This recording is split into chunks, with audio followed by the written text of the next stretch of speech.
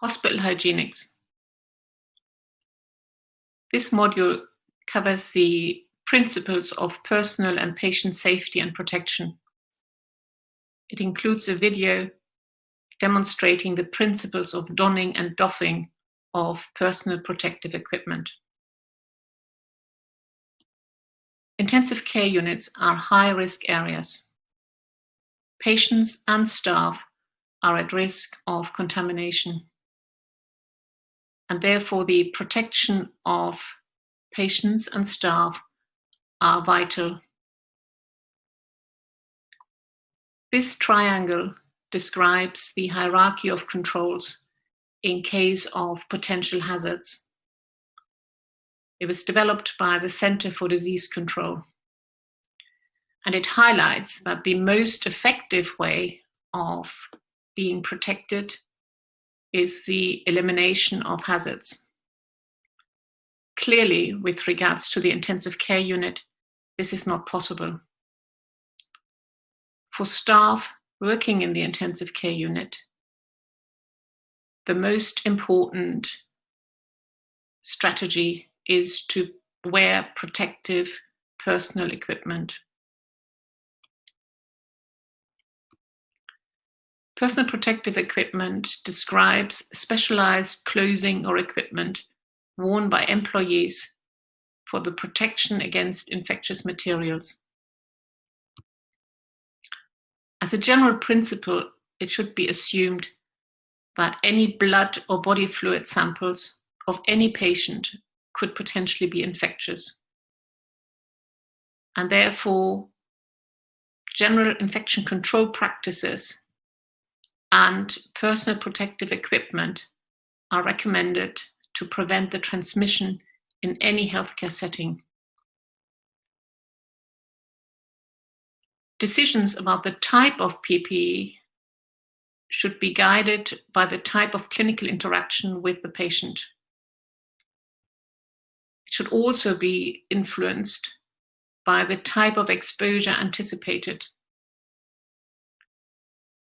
When dealing with a patient who needs to be intubated, a different type of PPE is necessary compared to looking after patients in the outpatient setting. For any staff member, it's important that the PPE fits. And therefore, fit testing is necessary to guarantee personal protection.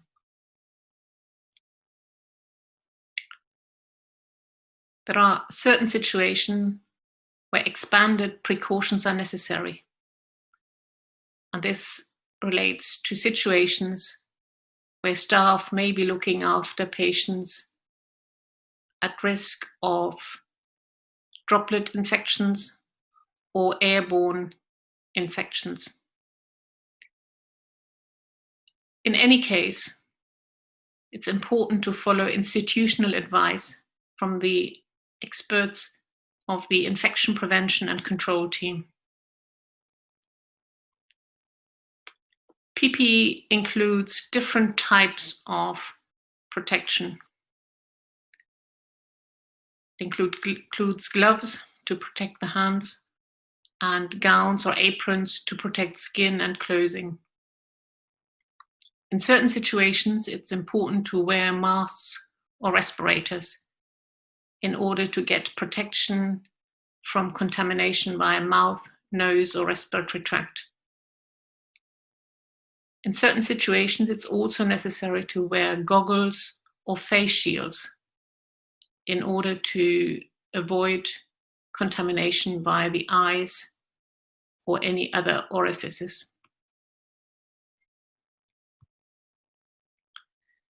With regards to the use of gloves, it is clear that work should always occur from the clean to dirty areas, and opportunities for touch contamination should be limited. It's also clear that PPE and the face should not be touched with any contaminated gloves. And it's obvious that gloves should be changed in between patients. Disposable gloves should never be reused. Face protection includes masks, goggles, and face shields. Masks should be worn so that they fully cover nose and mouth, and fluid penetration is prevented. Goggles should fit snugly over and around the eyes. And face shields should cover the forehead, extend below the chin, and wrap around the side of the face. This poster from the CDC shows how to wear face masks correctly at the top. At the bottom, we have examples of how not to wear face masks.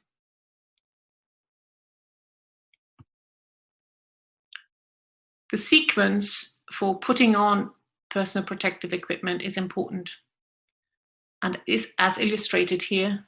It starts with putting on the gown, followed by the application of a mask or a respirator.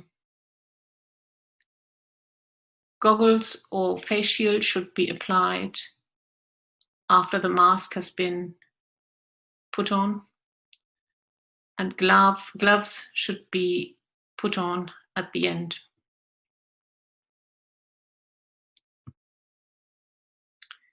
With regards to COVID-19, there are different types of PPE depending on the clinical situation. And as illustrated here, the degree of PPE varies. It's limited to a face mask at the top in situations where clinicians have no patient contact. In contrast, at the bottom, full PPE is advised in situations where staff may be exposed to aerosols. Aerosol generating procedures include procedures like intubations or manipulation of the airways.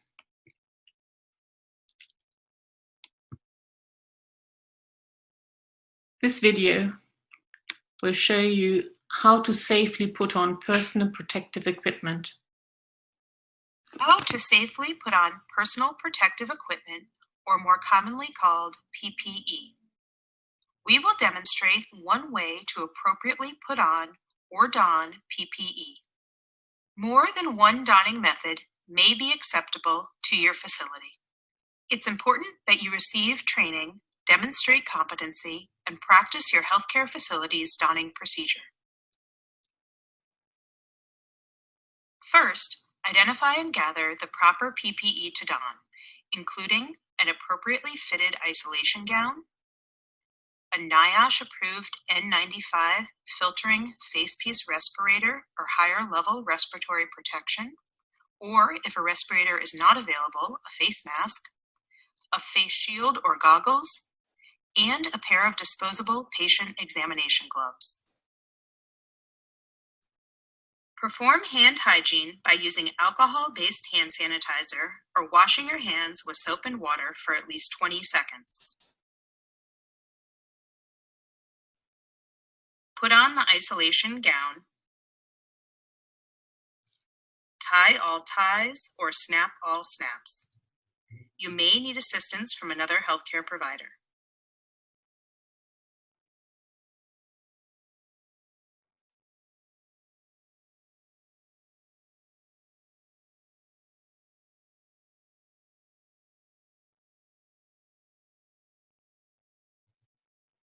Put on the N95 respirator. When using a respirator with a nose piece, fit it to your nose using both hands.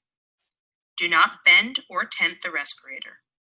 Extend the respirator under your chin, protecting both your mouth and nose.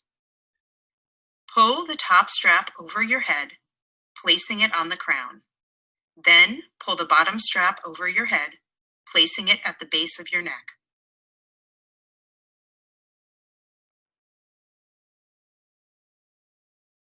Lastly, perform a user seal check. Do this by using your hands to cover the surface of the respirator and gently exhale, checking that the facepiece bulges slightly. Then, while keeping your hands over the respirator, take in a quick, deep breath, checking that the facepiece collapses slightly. If air escapes through the edges, readjust the fit of your respirator and perform another user seal check. Do this each time you put the respirator on. If a respirator is not available, put on a face mask. Extend the face mask under your chin, protecting both your mouth and nose. If the mask has loops, hook them around your ears. If it has ties, secure them at the base of your neck and crown of your head. Next, put on a face shield or goggles.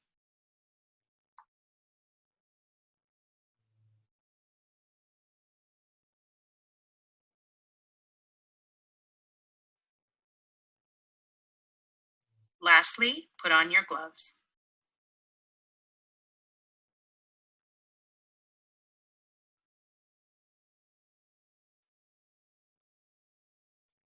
Pull the gloves down so that they cover the wrist of the gown.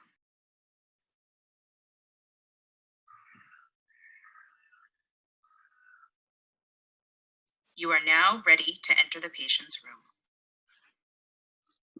After the interaction with the patient has been completed, PPE should be removed safely. It's very important that there is no spread of contamination when PPE is removed. Therefore, it should be removed carefully and immediately outside the patient room. It should be followed by strict hand hygiene. The sequence of removing PPE starts with removal of gloves, followed by the removal of the face shield or goggles, and the gown.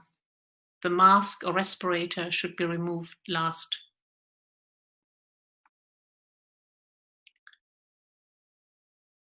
Gloves should be removed by grasping the outside edge near the wrist and peeling the glove away from the hand. This means turning the glove inside out. It should then be held in the opposite gloved hand.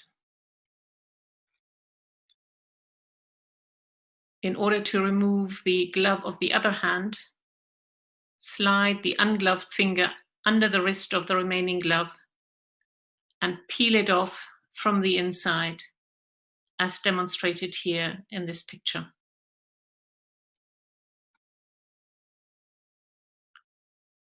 Goggles or face shields should be removed by grasping the ear or headpieces with ungloved hands.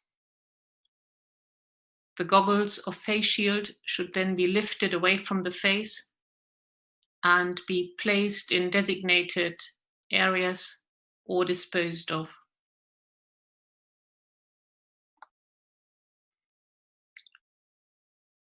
In order to remove the gown, unfasten the ties and peel the gown away from the neck and the shoulders.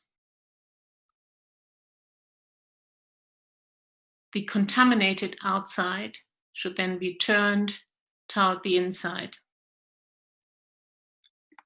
And everything should be folded into a bundle and discarded.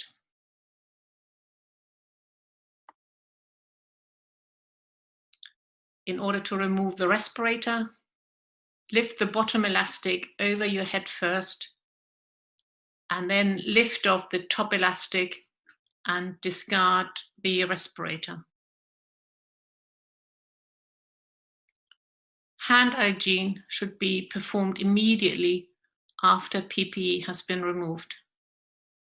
This includes hand washing with soap and water or the use of an alcohol-based hand rub. This video will demonstrate how to safely take off personal protective equipment. How to safely take off personal protective equipment, more commonly called PPE. We will demonstrate one way to appropriately take off or doff PPE. More than one doffing method may be acceptable to your facility. It's important that you receive training, demonstrate competency in removing your PPE without contaminating yourself, and practice your healthcare facility's doffing procedure. Remove and discard your gloves. Gloves can be removed using more than one technique. For the glove-in-glove technique, pinch the outside of the glove near the wrist. Peel downwards, pulling the glove inside out. With your ungloved hand, slide your finger under the wrist of your remaining glove. Again, peel downwards, turning the glove inside out. Discard the gloves. For the beaking method, pinch the outside of the glove near the wrist. Using your finger, pull the glove inside out and over the fingers and thumb to form a beak. With the beaked hand, pinch the opposite glove at the wrist and pull downwards, turning the glove inside out. With the ungloved hand, pull the beaked glove off, touching only the inside of the glove. Next, remove your gown. Untie all ties or unsnap all snaps. Some gown ties can be broken rather than untied. In that instance, break the ties gently, avoiding a forceful movement. Reach up to the shoulders and carefully pull or roll the gown down and away from the body. Dispose of the used gown. You may now exit the patient's room.